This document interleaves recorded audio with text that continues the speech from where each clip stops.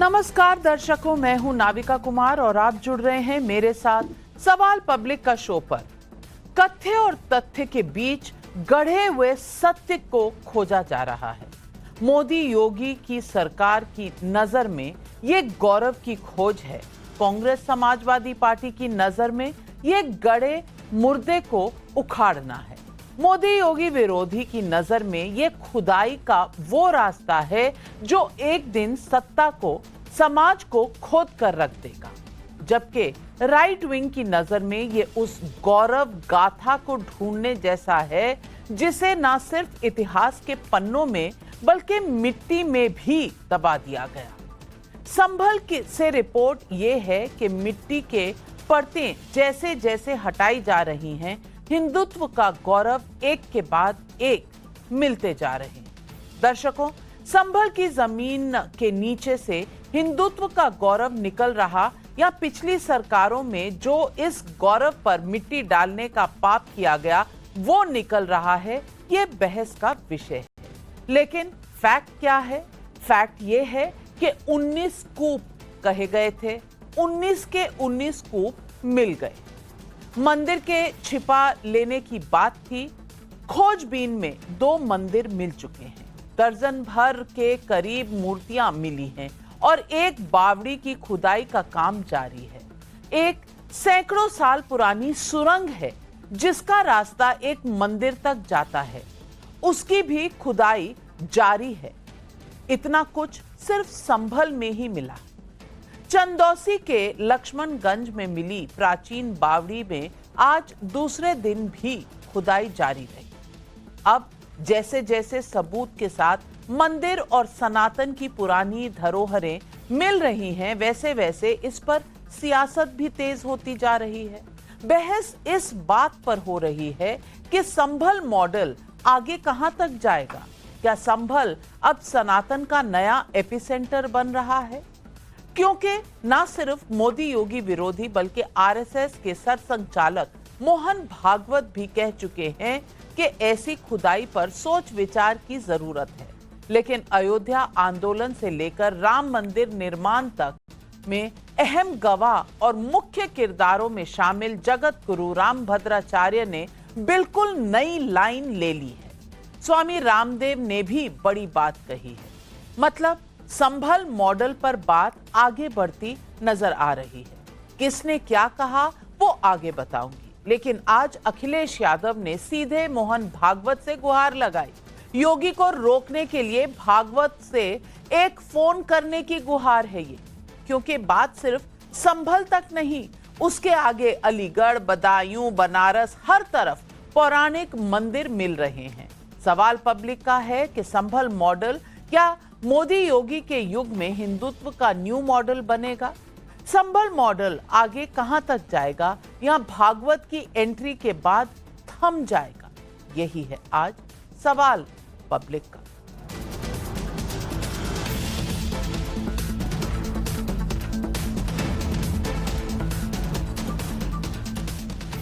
संभल पर बहस दो तरफा हो रही है। एक बहस वो है जो राजनीतिक दलों के बीच है, जिसमें बीजेपी है, कांग्रेस है, समाजवादी पार्टी है, ओवैसी जी की पार्टी है। मतलब एक तरफ मोदी योगी है, दूसरी तरफ मोदी योगी विरोधी है। लेकिन एक दूसरी बहस भी संभल पर चल निकली है।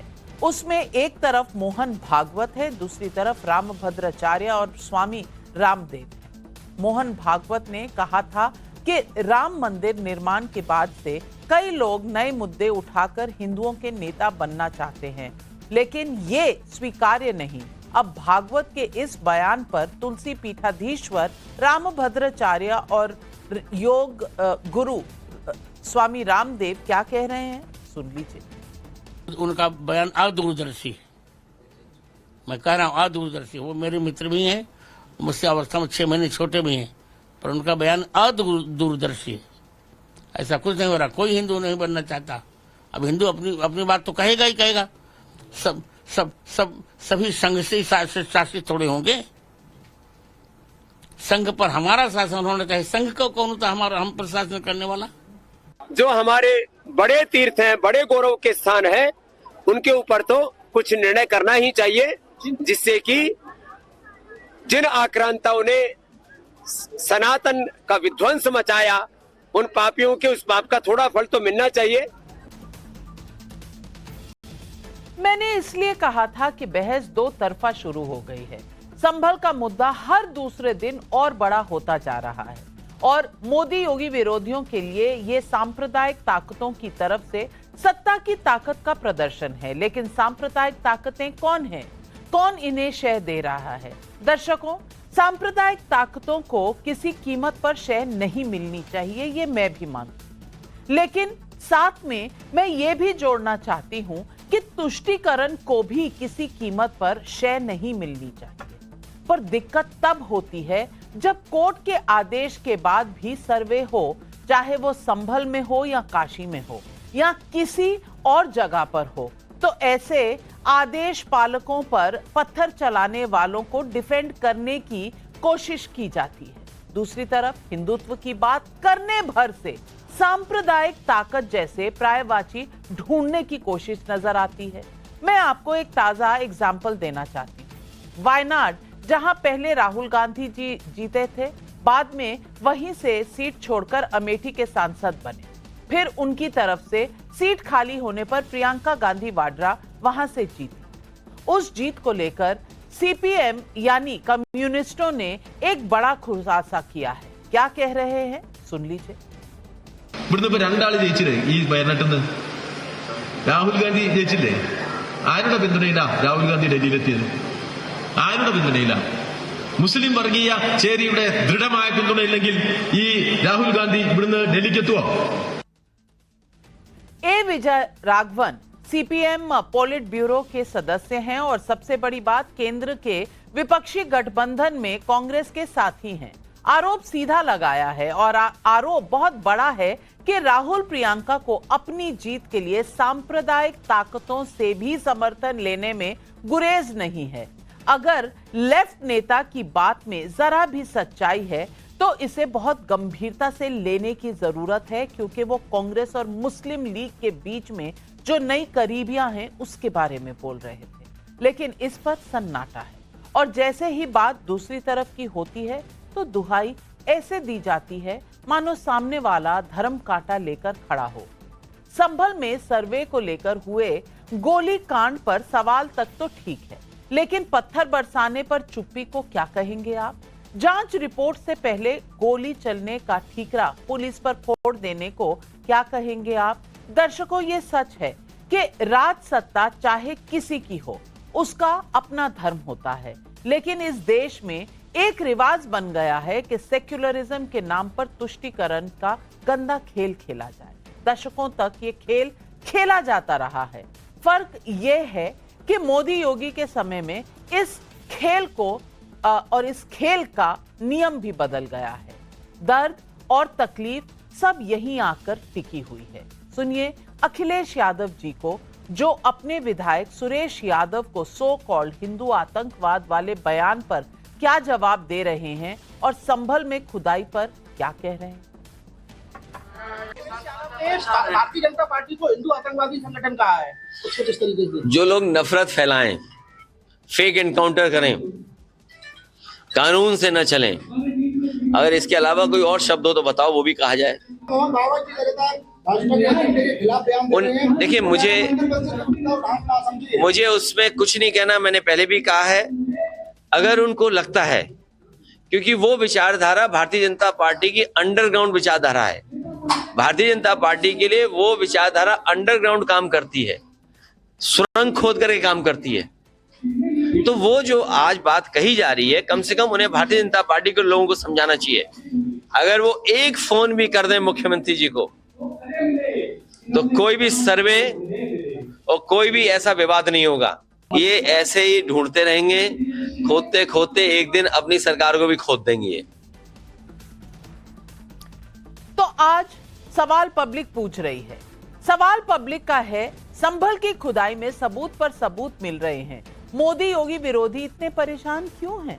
संभल मॉडल हिंदुत्व की नई लेबोरेटरी या मोहन भागवत की चलेगी? राहुल प्रियंका पर सांप्रदायिक ताकतों के समर्थन के आरोप में कितनी सच्चाई है और इस पर उनके साथी चुप क्यों हैं? आज यही सवाल पब्लिक पूछ रही है और इन सवालों के जवाब देने के लिए आज हमारे साथ जुड़ रहे हैं बीजेपी के राष्ट्रीय प्रवक्ता राकेश त्रिपाठी, हर्षवर्धन त्रिपाठी, वरिष्ठ पत्रकार। हमारे साथ आज यहां स्टूडियो में तहसीन पूनावाला जी कांग्रेस के सपोर्टर जुड़ रहे हैं, विवेक श्रीवास्तव वामपंथियों के सपोर्टर हैं, हमारे साथ इस शो में है। लेकिन मेरा पहला सवाल जाता है अनुराग भदौरिया जी को, जो समाजवादी पार्टी के राष्ट्रीय प्रवक्ता है। अनुराग भदौरिया जी, सुरंगें तो मिल ही रही हैं। जी नमस्कार। सुरंगों में आप कह रहे हैं कि सर संचालक मोहन भागवत जी की जो संगठन है वो बीजेपी के लिए काम करता है, लेकिन एक फोन चला जाता तो मैं पूछना चाहती हूँ, एक दूसरे को टेररिस्ट कहना, एक दूसरे को खोदने वाला बताना, मैं पूछना चाहती हूँ कि क्या तथ्य सामने नहीं आ रहे? तथ्यों पर आप कुछ नहीं कहेंगे? आप ये नहीं कहेंगे कि 19 कूपों की बात हुई थी और 19 कूप निकल कर आ गए, 2 मंदिर निकल कर आ गए, बिजली चोरी पर तो मैं जा ही नहीं रही हूं। अनुराग भदौरिया जी, सच से कौन मुंह मोड़ सकता है? सच से सिर्फ भारतीय जनता पार्टी मुंह मोड़ रही है, वो सच का सामना नहीं करना चाहती है।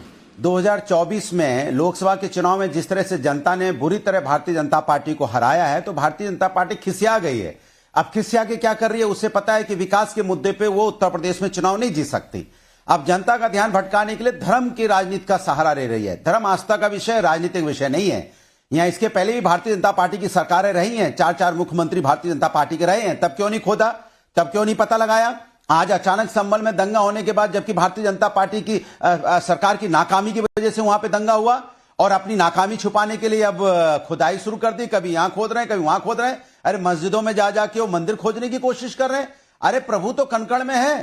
प्रभु पूरा विश्व यहाँ पे वैक्सीन खोज ली, कैंसर की वैक्सीन खोज रहा है, रिसर्च कर रहा है। और हम क्या कर रहे हैं? रिसर्च। हम मस्जिद में जाके मंदिर खोज रहे हैं। अरे मंदिर में जाके मंदिर को खोजिए ना, मंदिर में जाके भगवान को खोजिए, तभी तो आपको भगवान ने आशीर्वाद नहीं दिया अयोध्या से, तभी भगवान ने अपना आशीर्वाद आपके ऊपर से खींच लिया। अयोध्या आप हार गए, क्योंकि प्रभु राम के आप आचरण को नहीं अपना रहे हैं। उनके व्यवहार आचरण, जो उनके जो थ्योरी होती है, उसको तो अपना रहे हो। अगर प्रभु के व्यवहार और आचरण को अपनाते तो आपको हार का सामना नहीं करना पड़ता। आप प्रभु, जो धर्म हमारी आस्था का विषय है, राजनीतिक विषय नहीं है। भारतीय जनता पार्टी इसको राजनीतिक विषय बनाना चाहती है। इसीलिए हमने कहा मोहन भागवत जी कहते हैं तो भारतीय जनता पार्टी उनकी बात सुनती क्यों नहीं है? इसके मतलब कहने भर के लिए कह देंगे। अगर सच में कहना चाहते हैं तो थोड़ा जोर से बोले ना, जोर से बोले, आवाज पहुंचे कान तक। तब तो उनके वरिष्ठ नेता भारतीय जनता पार्टी कान तक पहुंचे, नहीं पहुंचती है तो फोन के माध्यम से पहुंचाएं, कि सिर्फ बोलने से कि बोल दिया बस हो गया, ऐसे नहीं चलेगा। समाज, ये संविधान, ये देश संविधान से चलेगा, बाबा साहब के संविधान से चलेगा। बाबा साहब के अपमान करने से नहीं चलेगा, संविधान का अपमान करने से नहीं चलेगा। ये चलेगा संविधान और न्यायपालिका से। आप संविधान को नहीं मानते क्या? अगर संविधान को मानते हैं तो इस देश के अंदर में हिंदू, मुस्लिम, सिख, ईसाई सबका बराबर का अधिकार है, सबको जीने का अधिकार है, बिल्कुल सबका बराबर का अधिकार है। लेकिन मुझे तथ्यों, ये शो तथ्यों का शो है, ये शो तथ्यों का शो है। अनुराग भदौरिया जी, अनुराग भदौरिया जी, आपकी ब्रेक गुम हो गई हो तो मैं दिखवा दूं आपको, ब्रेक है आपकी गाड़ी में। अगर तथ्यों का शो है तो तथ्यों में मैं पूछना चाहती हूं, मुझे एक मस्जिद ऐसी गिनवा दीजिए जहां खुदाई हुई है। एक मस्जिद गिनवा दीजिए जहां खुदाई हुई है। मैं आपकी बात बिल्कुल सर आंखों पर रखूंगी। मुझे तथ्यों में बता दीजिए कौन सा मस्जिद है जहां खुदाई करके मंदिर ढूंढने की कोशिश हो रही है। एक बता दीजिए, एक। मैंने क्या बोला? मैंने क्या बोला? उसी पर सवाल। मस्जिद में मंदिर खोदने की कोशिश कर रहे हैं, खोजने की, खोदने की नहीं, खोजने की। आप शब्दों को सुनिए, थोड़ा हिंदी आपकी कमजोर है, मैं मानता हूं, क्योंकि आप इंग्लिश ज्यादा अच्छा जानती हैं। मैंने कहा मस्जिद में मंदिर खोजने की कोशिश हो रही है। अच्छा। अगर मंदिर के अंदर जाए ना, प्रभु मंदिर में है, वहां प्रभु मिलेंगे आपको। वहां क्यों नहीं जाते प्रभु को खोजने के लिए? कोशिश में ही में आप इतने असहज हो रहे हैं जब कोशिश की बात हो रही है। वैसे खोदने, खोजने के बीच में आप कितने कंफ्यूज्ड हैं वो देश की जनता जानती है। लेकिन राकेश त्रिपाठी जी, इतना वो जो 500 किलोमीटर पर आवर की स्पीड पे चले हैं अनुराग भदौरिया, बहुत से सवाल पूछे, सब सवालों का जवाब दे दीजिए। मैं एक एक करके सब सवालों के जवाब देता हूं। बात तथ्यों की होनी चाहिए। मुझे लगता है शायद अनुराग भदौरिया के पास ये जानकारी नहीं है तो अपडेट कर लें। इंडोनेशिया के बाद पूरी दुनिया में भारत इकलौता ऐसा मुल्क है जहां सबसे ज्यादा मस्जिद है, तकरीबन 6 लाख मस्जिदें हैं। इन 6 लाख मस्जिदों को लेकर के कहीं कोई विवाद नहीं हो रहे हैं और यह बात बिल्कुल स्पष्ट है, तथ्यपूर्ण है कि अगर कहीं खुदाई से कोई तथ्य निकल कर आ रहे हैं तो उसको हिंदू और मुस्लिम के चश्मे से क्यों देखने का प्रयास कर रहे हैं। दुनिया भर में खुदाई होती है, दुनिया भर में अपने ऐतिहासिक पुरातात्विक अवशेषों को खोद करके निकाले जाते हैं और उस पर उनका समाज यह गर्व करता है कि हमारी ये प्राचीन सभ्यता है, हमारी संस्कृति से जुड़े हुए ये तथ्य निकल कर क्या है। संग्रहालय में उनको रखा जाता है, संग्रहित किया जाता है और उनको बाकायदा टिकट लगा करके म्यूजियम में देखा भी जाता है। लेकिन न जाने क्यों संभल से निकल रहे, प्रागैतिहासिक संघल से निकल रहे हमारे ऐतिहासिक धरोहरों से न जाने क्यों अनुराग भदौरिया की पार्टी को पीड़ा हो रही है। इनको अच्छा नहीं लग रहा है कि बावड़ी कोई निकल आएगी, कोई पुरातात्विक अवशेष निकल कर आ जाएंगे। और मैं पूछ रहा हूं, वर्ष 2013 में उन्नाव के डोंडिया खेड़ा में शोभन सरकार ने यह भविष्यवाणी की थी कि 1000 टन सोना दबा हुआ है। यूपीए की सरकार के निर्देश पर उत्तर प्रदेश में अखिलेश यादव जी की सरकार ने 1 महीने से ज्यादा समय तक खुदाई कराई थी। क्यों खुदाई कराई थी? तब उस खुदाई को लेकर के आपके मन में सवाल क्यों नहीं थे? आखिरकार खुदाई करना तो सरकार का एक सामान्य दायित्व है। अगर कहीं पर किसी भी बारे में कोई जानकारी मिलती है तो सरकार खुदाई करा सकती है। इसको हिंदू और मुस्लिम के चश्मे से क्यों देखने लगते हैं? आपको सांप्रदायिक सद्भाव बिगड़ता हुआ क्यों दिखता है? क्यों? क्योंकि आप डरते हैं। आप जानते हैं कि कहीं खुदाई से कोई वो वाला पन्ना निकल आया जिस पन्ने में कहीं मजहबी तुष्टीकरण की हमारी जो थ्योरी है वो प्रभावित न हो जाए, इसलिए आप खुदाई से डरते हैं। और मैं कह रहा हूं, आपको खुदा पर यकीन है ना, तो खुदाई से डरिए नहीं।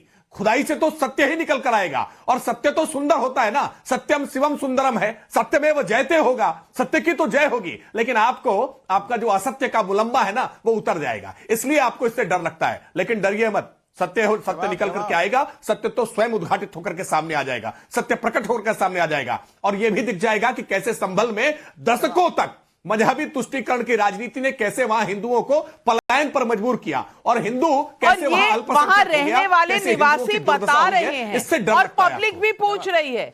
पब्लिक के सवाल हैं और भदौरिया जी आप ही के लिए हैं। अतुल कुमार सोनी का बिलासपुर छत्तीसगढ़ से सवाल है कि सनातन से जुड़ी चीजें मिली तो सांप्रदायिक सौहार्द बिगड़ जाएगा और अगर खुदाई में मस्जिद या कोई गैर हिंदू स्मारक मिलता है तब क्या विपक्ष यही बोलेगा? हाँ या ना में भदौरिया जी स्पष्ट जवाब दें। अब स्पष्ट जवाब जनता ने मांगा है, जरूर स्पष्ट जवाब देता हूं। मैं तो कहता हूं चलिए हम स्पष्ट बोला हूं, मैं कह रहा हूं चलिए हम आपके साथ मिलकर खुदाई करते हैं, खोद के मिट्टी निकाल के नफरत को वहां गाड़ देते हैं, मिट्टी से भर देते हैं और नफरत हमेशा के लिए गड़ जाए, कभी बाहर ना आए। अरे भाई ये हिंदुस्तान है, या नफरत खोदते हो क्या? खोद के नफरत निकालते हो क्या?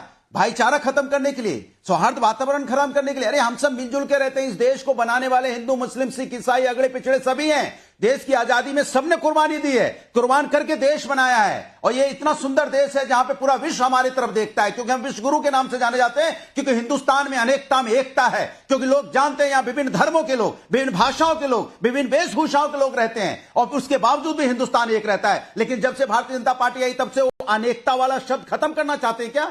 सिर्फ एक कहां खत्म हुआ? कहां खत्म हुआ? भदौरिया जी सीपीएम वाले आपके पार्टनर हैं कि नहीं? सीपीएम वाले आपके पार्टनर हैं कि नहीं? वो राहुल गांधी जी की पार्टी को कह रहे हैं कि सांप्रदायिक वो हैं। अब उस पर कुछ आपके पास है कहने को, या मैं तहसीन पूनावाला जी से ही जवाब ले लूं? आप सीपीएम आपकी पार्टनर है या नहीं? हाँ या ना? हाँ या ना? ओ सुनाई नहीं दे रहा जवाब मुझसे। हाँ जी आप ही से, हाँ या ना में, सिर्फ हाँ या ना। देखिए मैंने आपको बता दिया, इंडिया गठबंधन एक है, इंडिया गठबंधन राष्ट्र को बचाने के लिए एक है, इंडिया गठबंधन में मजबूत नेता है, सबको अपने विचार रखने की स्वतंत्रता है। बट इंडिया गठबंधन पॉलिट ब्यूरो मेंबर ए राघवन जी से बात कर लीजिए, आपके पास नंबर ना हो तो मैं भिजवा दूंगी। लेकिन तहसीन पूनावाला, ये सांप्रदायिक के जो टैग आप लोगों को बांटते फिर रहे थे, आज आप पर वो टैग लग गया। अब मैं पूछना चाहती हूं, अब इंडिया गठबंधन एक है तो विचार भी एक ही होंगे या लगभग एक होंगे। अब आप बीजेपी को सांप्रदायिक कहते हैं और सीपीएम आपको सांप्रदायिक कहती है, तो आप रोज जजमेंट में क्यों बैठ जाते हैं कि मत खोदो, ये मत करो? इस देश में तथ्यों से परहेज कौन कर रहा है? नमस्कार नाविका जी, आपके शो में मुझे शिरकत करने का मौका मिला, इसलिए आपका शुक्रगुजार हूँ। बहुत वाजिब सवाल आपसे पूछा, उसका मैं आपको जवाब दे देता हूँ। पॉलिटिक्स में एक दूसरे पे आरोप लगते हैं, वो बात एक है। क्या सीपीएम या कांग्रेस धर्म के नाम पे लड़ाई कर रहे हैं, धर्म के नाम पे लोग मर रहे, दंगे हो रहे? जहां पर भी इस देश में धर्म के नाम पर दंगे होते, वहां पे दूसरी साइड पर या पॉलिटिकल दंगे होते, दूसरी साइड पे बीजेपी उनके समर्थक होते, चाहे फिर वो लेफ्ट के खिलाफ केरला में हो, चाहे फिर टीएमसी के खिलाफ वेस्ट बंगाल में हो, चाहे फिर उत्तर प्रदेश में हो, दूसरी साइड पे बीजेपी के समर्थक होते। इसलिए बीजेपी को बड़ा झगड़ालू पार्टी कहा जाता है। अब दो दंगे हुए उत्तर प्रदेश में हाल में, एक संभल में, दंगे नहीं, दो घटनाएं हुई संभल में जहां पे 4-5 मुसलमान बच्चे गुजर गए, और राम कुमार मिश्रा जी बहराइच में। दोनों जो ग्रुप के बच्चे गुजर गए वे सारे गरीब थे। एक भी बीजेपी वाले का नेता उस सड़क पे नहीं था। अगर धर्म खतरे में क्यों नहीं था, लेकिन वो दंगे नहीं लगाते, समाजवादी पार्टी के नहीं लगाते, इसके बच्चे नहीं है। ये बीजेपी वाले के बच्चे विदेश में जाते पढ़ाई करते। मैं अपनी बात समाप्त करता हूं। देश से एक सवाल पूछते, देश में आज मुद्दे क्या है? उत्तर भारत में, पूरे भारत में कैंसर का पेंडेमिक है, हार्ट अटैक का पेंडेमिक है, उत्तर भारत में पोल्यूशन की दिक्कत है। ये देश के मुद्दे या देश के मुद्दे है भाजपा जो डाइवर्ट करना चाहती? आपके टैक्स के पैसे से आपके साथ टैक्स टेररिज्म हो रहा है। मैं बड़े जिम्मेदारी से शब्दों का प्रयोग कर रहा हूं, टैक्स टेररिज्म हो रहा है। आपके टैक्स के पैसे लेकर आपको कोई सुविधाएं नहीं मिल रही। ये देश का मुद्दा है या देश का मुद्दा जो भाजपा कराना चाहती? भाजपा इसलिए मुद्दे निकाल रही है ताकि वो अकाउंटेबिलिटी से भागे और देश को डाइवर्ट करे। फिर से पूछ रहा हूं, अगर धर्म खतरे में, भाजपा के नेता के बच्चे क्यों नहीं है सड़क पर? चाहे वो बहराइच हो, चाहे वो संभल हो, गरीब के बच्चे क्यों है? ये सवाल पूछिए आप। राकेश त्रिपाठी जी, जवाब दीजिए। देखिए, पहली बात देखिए, एक तो तहसीन पूनावाला ने इसकी स्वीकारोक्ति कर ली कि आज कांग्रेस कहीं भी विकल्प नहीं बची। ये पूछ रहे कि केरला में एक साइड में भाजपा होती है, टीएमसी के सामने भाजपा होती है, यूपी में भाजपा होती है। सच बात यह है कि भारतीय जनता पार्टी पूरे देश भर में आज सब जगह है। इसलिए जहां कहीं भी विपक्षी दलों के सामने खड़ी होगी तो वहां भाजपा ही खड़ी होगी, एक पक्ष भाजपा होगी। कांग्रेस पार्टी अब कहीं पक्ष बचा नहीं है, इसलिए कांग्रेस पार्टी कहीं खड़ी नहीं है। यह अच्छी बात है कि तहसीन ने कम से कम अपनी बात को तुरंत ही रेक्टिफाई कर लिया, तुरंत ही स्वीकार कर लिया कि दंगा नहीं हुआ है। दंगा तो समाजवादी पार्टी के शासनकाल में हुआ करता था। संभल में समाजवादी पार्टी के सांसद और विधायक के भीतर अंतर्कलह जो थी, उसके कारण एक दूसरे के गुट के लोगों को निपटाने का वहां काम किया है। उनको भी हम चिन्हित कर रहे हैं, बाकायदा एफआईआर लेकर उनके चित्र जारी करके उनको भी गिरफ्तार करके जेल भेजने का काम कर रहे हैं। लेकिन अनुराग भदौरिया ने भी कहा कि खुदाई करके नफरत निकालना है। बहुत आपत्तिजनक बयान है। खुदाई करके अगर शिवलिंग निकल रहा है तो इनको नफरत उससे क्यों होती है? अगर खुदाई से बावड़ी निकल रही है तो उससे इनको नफरत क्यों होती है? खुदाई से अगर हमारे सांस्कृतिक अवशेष निकल रहे हैं तो उससे इनको नफरत क्यों होती है? क्यों चिढ़ते हैं आखिरकार? आप सनातन संस्कृति के चिन्हों से क्यों चिढ़ते हैं? यह भारत की आत्मा में है, भारत की जड़ में है। इसलिए कहां कहां से इनको मिटाएंगे? ये तो स्वयं प्रकट होकर के सामने आ जाएंगे। लेकिन अनुराग भदौरिया को इससे चिढ़ होती है, तहसीन पूनावाला को इससे चिढ़ होती है। ये चिढ़ क्यों करते हैं भाई? ये तो भारत के मूल में है ना। आप जहां भी देखेंगे भारत में आपको इसके प्रमाण, प्रकटीकरण मिलेंगे ही मिलेंगे। भदौरिया जी, जवाब दे दूं? देखिए, कमाल का बात है, सोच का फर्क देखिए। हमने बोला चलिए हम सब मिलके खोदते हैं और नफरत को दफनाते हैं, तो क्या कर रहे हैं? खोदने में शिवलिंग की जगह नफरत बोले। वाह प्रभु, मान गए। आप लोग प्रभु को, हर बात को प्रभु से जोड़ देते हो। आप ही ने कहा ना, हर खोदने में प्रभु से जोड़ नफरत निकालते हैं। आपकी मानसिकता शिवलिंग निकला है, आपकी आप कह रहे हैं नफरत निकली है। आप शिवलिंग को नफरत कह रहे हैं। हम कुछ कह रहे हैं, आप भारतीय संस्कृति के चिन्हों को नफरत कह रहे हैं। आप बावड़ियों को नफरत कह रहे हैं। मत लाया करो। प्रभु राजनीतिक विषय नहीं हमारे लिए। प्रभु के आचरण को, आदर्श को अपनाने वाले लोग हैं। हमने कहा चलिए दोनों मिलकर खोदते हैं और नफरत को उसमें गाड़ देते हैं। आप क्या बात कर रहे हो? नफरत देश से खत्म होनी चाहिए, क्योंकि देश विश्व गुरु वाला देश है। लेकिन सवाल तो पूछा जाएगा ना। सवाल अनुराग भदौरिया जी पूछा जाएगा। जब आपको संभल की चिंता होती है और होनी भी चाहिए, लेकिन गोपाल मिश्रा की चिंता नहीं होती, तो पूछा जाएगा सवाल कि क्या सिर्फ खुदा को मानते हैं या फिर प्रभु को भी? सवाल पूछा जाएगा आपसे। और हर्षवर्धन त्रिपाठी जी, जब ये सवाल पूछा जाता है तो ये कहते हैं सांप्रदायिक ताकतें। सवाल ये है कि तथ्यों से परहेज। बार बार कहते हैं खुदाई हो रही है, मस्जिदों में मंदिर ढूंढ रहे हैं। कौन सा मस्जिद है जहां खुदाई हुई है? कहां पर खोजा जा रहा है? हर चीज कोर्ट के ऑर्डर से होती है, तब भी इनको दिक्कत क्यों होती है? ये बात है कि ये नैरेटिव क्यों चलाया जा रहा है? और क्या अगर हिंदू संस्कृति के अवशेष मिले तो वाकई दिक्कत का विषय है? समाजवादी पार्टी, कांग्रेस, लेफ्ट के लिए? नवके जी, सबसे पहले तो ये कि आपने एक बड़ा आसान सा सवाल पूछा जिसका जवाब अगर आता तो शायद अच्छा रहता, लेकिन जब जवाब नहीं सूझता है तो स्तरहीन टिप्पणियां आती हैं। और मुझे तो इतने दिनों से मैं आपके साथ डिबेट में हूं, मुझे तो नहीं लगा कि आपकी हिंदी इतनी कमजोर है कि अनुराग भदौरिया की आपसे बहुत अच्छी हिंदी हो। लेकिन अच्छा, अगर अनुराग भदौरिया को बहुत भ्रम है तो वो भी भ्रम हिंदी वाला दूर कर लेना चाहिए। दूसरा ये है कि एक सवाल तो ये है कि किस मस्जिद को खोदा गया, मैं उससे आगे का सवाल पूछ रहा हूं। एक भी कोई ऐसी जगह बताइए जहां विवादित मस्जिद न हो और हिंदू उसके सामने खड़ा हो, चाहे न्यायालय के सामने चाहे उस मस्जिद के सामने। ये सवाल पूछ रहा हूं, बता के जाइएगा अगर सचमुच आपके ध्यान में कुछ होगा।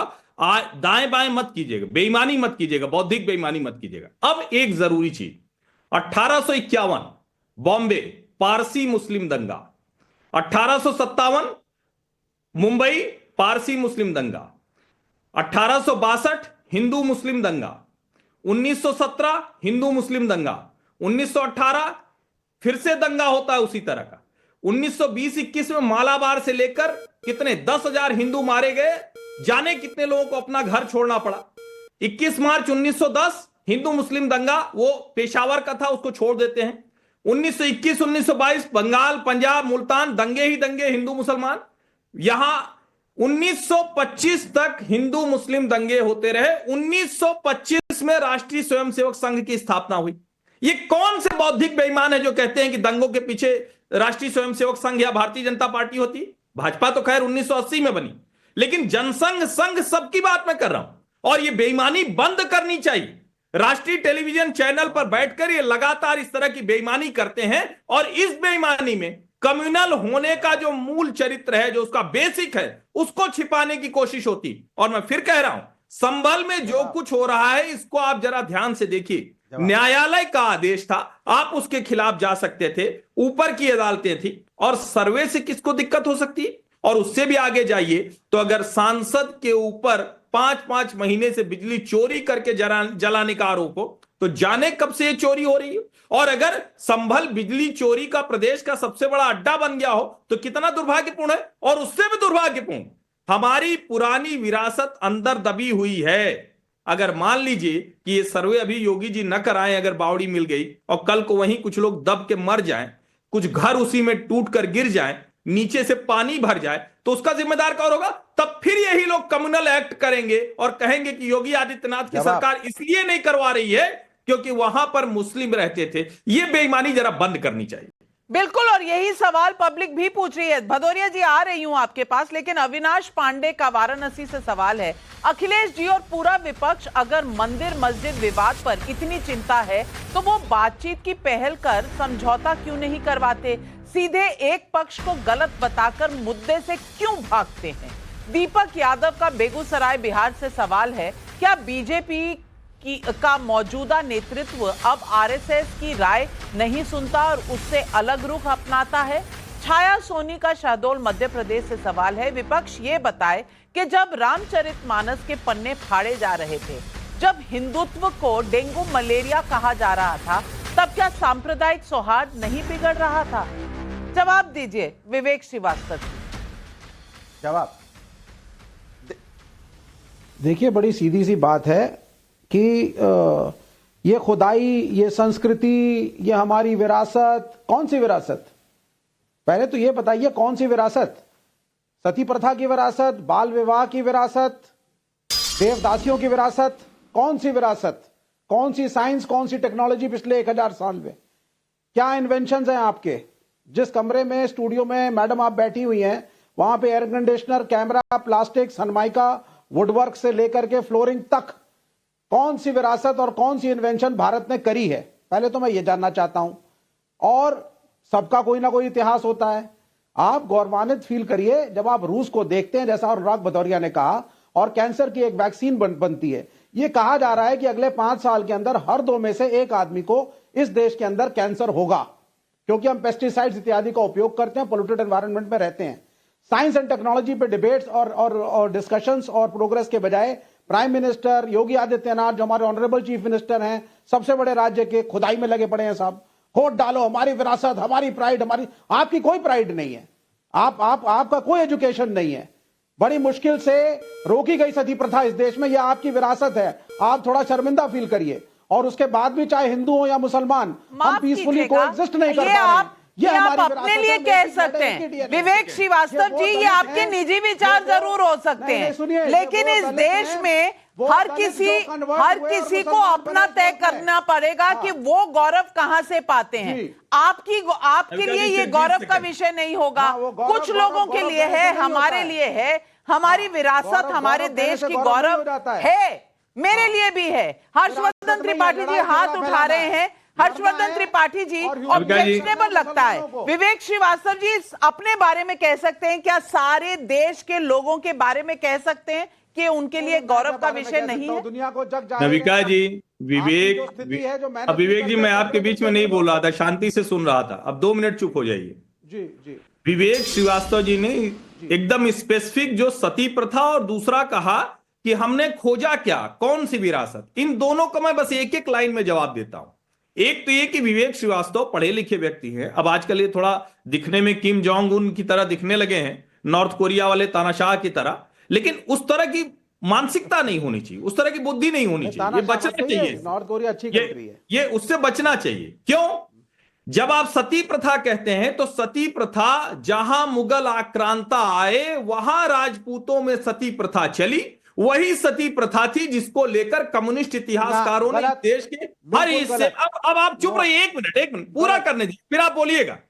उन्होंने इसको फ्रॉड हिस्ट्री बर्बाद किया और कहा ये हमारे ही बीच के हिंदू समाज सुधारकों ने सती प्रथा को बंद कराया, नंबर 1। अब नंबर 2, ये ज्यादा बड़ा है और इसको अभी जितने लोग नविका जी आपका शो देख रहे हैं वो ध्यान से सुने। दोबारा विवेक श्रीवास्तव जैसी बौद्धिक बेईमानी कोई नहीं कर पाए। आज 23 दिसंबर है। 22 दिसंबर 1887 को इस देश में एक व्यक्ति हुए थे, श्रीनिवास रामानुजन अयंगर।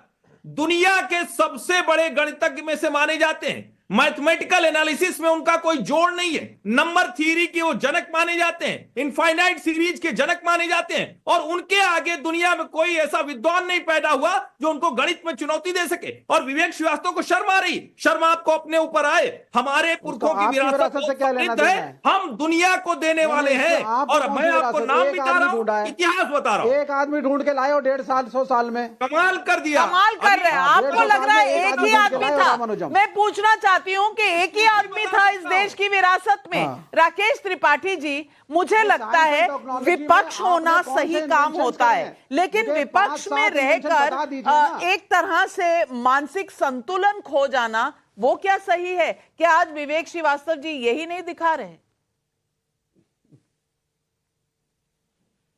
विवेक श्रीवास्तव की बात तो निश्चित तौर पर खौलाने वाली है। ये जिस तरह की बात कर रहे हैं, भारत की धरती पर रहेंगे, भारत का खाएंगे, भारत की आबो हवा में जिएंगे और भारत के संविधान के तहत दिए गए इस लोकतांत्रिक अधिकार का प्रयोग करके भारत की धरती पर ही थूक देने का काम करेंगे। ये कह रहे हैं कि भारत ने कुछ दिया नहीं, पूरी दुनिया को राह दिखाने का काम जिसने किया है, भारत की प्राचीन शिक्षा व्यवस्था से लेकर के और भारत में लोकतंत्र दुनिया में सबसे पहले स्थापित करने का काम किसी ने किया है तो भारत ने किया है। लेकिन आज ये कह रहे हैं भारत ने दुनिया को दिया क्या है? भारत ने दुनिया को देखने की दृष्टि दी है। भारत ने चाहे विज्ञान हो, चाहे गणित हो, चाहे चिकित्सा क्षेत्र हो, क्या सुश्रुत हो, क्या चरक हो, आपको किस क्षेत्र में बताएं। आपको अभ्यास हो गया कि आपने राइट ब्रदर से वायुयान को सीखा है, आप कुछ नहीं है, को नहीं जान पाए, आपने गलत इतिहास पढ़ा, आपकी सारी शिक्षा ब्राह्मण के साथ बैठे रहे, वामपंथी इतिहासकारों ने आपको दबाया गया कर दिया। ये आपकी विरासत है। जाकर के पढ़ो जरा ऋग्वेद को, जरा सामवेद को, यजुर्वेद को, अथर्ववेद को, भारत के सत्य सनातन संस्कृति को जरा पढ़ो और जानो।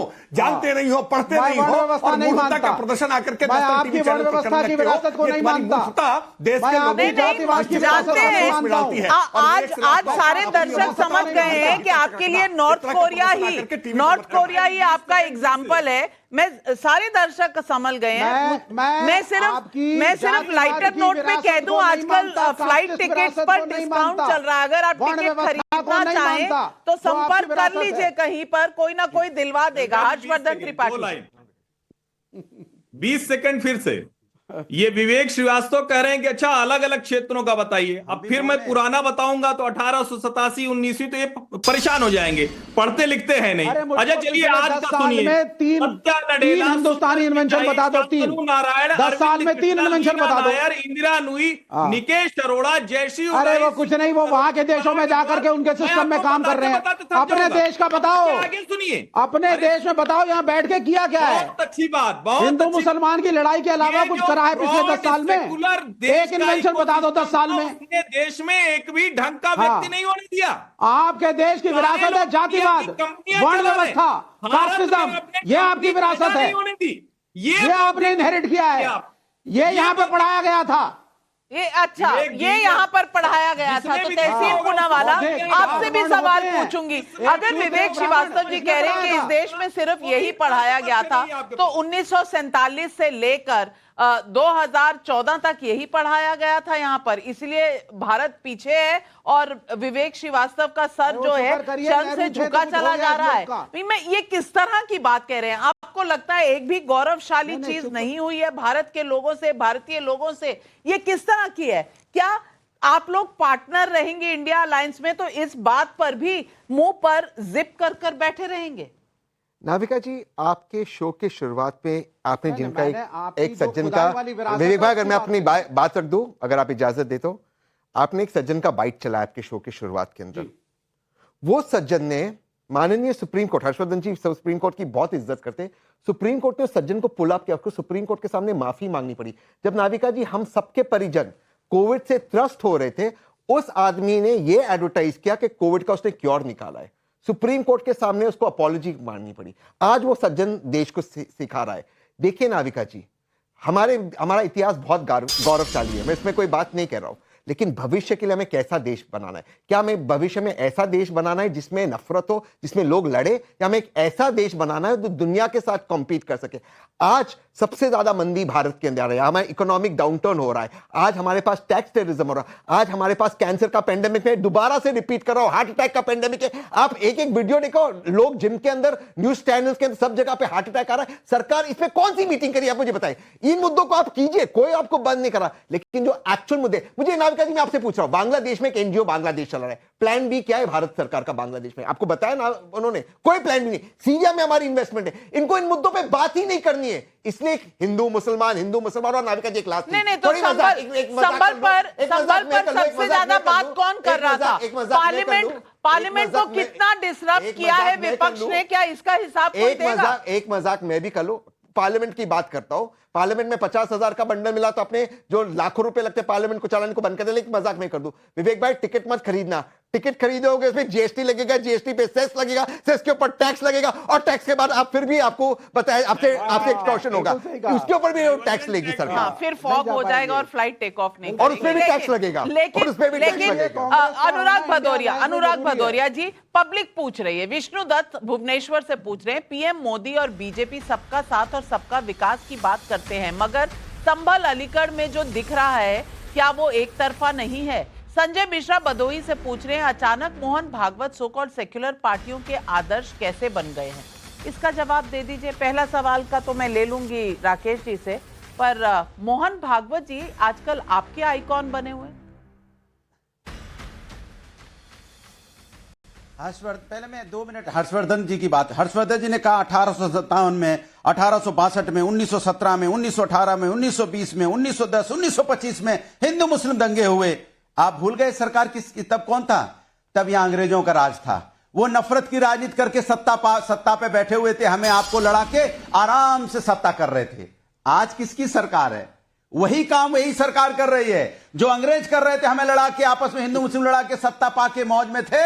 आज सरकार बदली है, लेकिन आचरण कहां? आज आप भी तो नफरत की राजनीति हो रही है। मुजफ्फरनगर में अंग्रेज थे, मुजफ्फरनगर की जब दंगे हुए थे तो अंग्रेज थे। भारत छोड़ो आंदोलन में पार्टिसिपेट किया गया था। भदौरिया जी, मुजफ्फरनगर में अंग्रेज आए थे।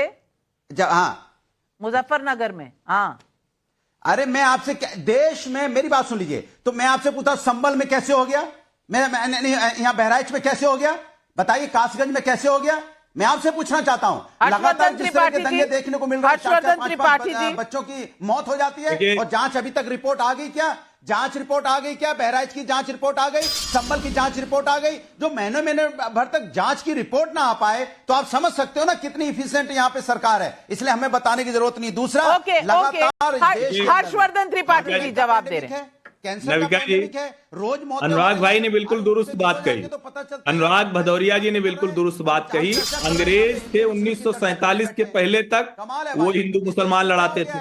47 के बाद 80 के दशक तक इस देश में दंगे सबसे ज्यादा होते रहे। वो 2013 वाला समाजवादी पार्टी के शासन का छोड़ दीजिए, तो 80 के दशक तक ये देश सिर्फ दंगों के लिए जाना जाता रहा। गुजरात में जब तक 1995 में भारतीय जनता पार्टी की सरकार नहीं आई, हर दूसरे चौथे दंगे होते थे। भारतीय जनता पार्टी के शासनकाल में एक बड़ा दंगा हुआ, उसके बाद कोई दंगा नहीं हुआ। कांग्रेस के शासनकाल में कोई राज्य ऐसा नहीं जहां हिंदू मुसलमान दंगे नहीं हुए। इसका मतलब अनुराग भदौरिया कह रहे हैं कि कांग्रेस हिंदू और मुसलमान को बटाकर बांटकर लड़ाती थी। ये वही चीज है जो तथ्य के तौर पर इनके सामने आ रही है। अब ये लगातार बोलेंगे क्योंकि इन्होंने अपने ऊपर खुद तमाचा मार लिया है। अब ये मत बिल्कुल, और पब्लिक भी यही कह रही है। रेवंत राम बिश्नोई का जोधपुर से सवाल है, संभल में खुदाई से जो परेशान हो रहे हैं वो आज तक वक्फ के अवैध कब्जे पर कभी कुछ क्यों नहीं बोले? ये सवाल जरूरी है, और ये सवाल जब जनता पूछती है तो सबके मुंह पर ताला क्यों लग जाता है? भूपेश पांडे का पटना से सवाल है, भागवत जी के बयान के बाद भी जारी कार्रवाई से देखकर क्या ये माना जाए कि बीजेपी और हिंदू समाज पर अब संघ की पकड़ पहले जैसी नहीं रही? पहले तो तहसीन पूनावाला आप 30 सेकंड में जवाब दीजिए कि वक्त पर चुप्पी क्यों साध लेते? कोई चुप नहीं है।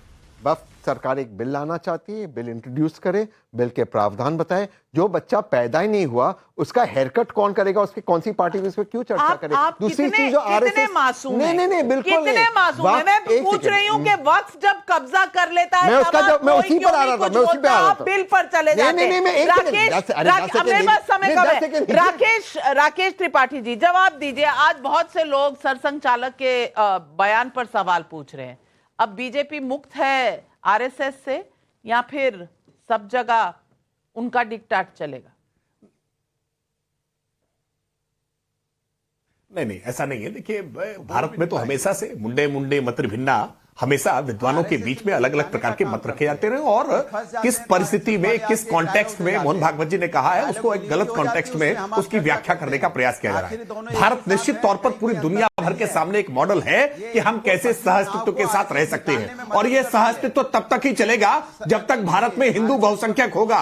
जहां जहां हिंदू अल्पसंख्यक हुआ है, उदाहरण संभल का देख लीजिए कि कैसे वहां पर हिंदू अल्पसंख्यक हुआ और संभल की परिणति किस रूप में सामने आई है कि वहां शिवलिंग को दबा दिया जाएगा, वहां हनुमान जी की मूर्ति को ढक दिया जाएगा, वहां कुओं को पाट दिया जाएगा, हमारी सांस्कृतिक विरासत को धूल दूषित करने का प्रयास किया जाएगा। जहां जहां पे हिंदू कमजोर हुआ है, जहां जहां हिंदू अल्पसंख्यक हुआ है, वहां वहां सहअस्तित्व की भावना समाप्त हो जाती है। आज पब्लिक का सवाल यही है, खोदने से क्या देश का गौरव निकल रहा है, या खोदने से इस देश में सौहार्द खोदा जा रहा है?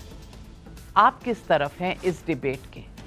देश किस तरफ जाए, कैसे देखे, आप जरूर लिखकर भेजिएगा, क्योंकि पब्लिक जो है, पब्लिक ही तय करेगी आगे क्या होने वाला है। लेकिन मेरे साथ जुड़ने के लिए और आज इस डिबेट में शामिल होने के लिए तमाम पैनलिस्ट का और दर्शकों आपका बहुत बहुत धन्यवाद। नमस्कार।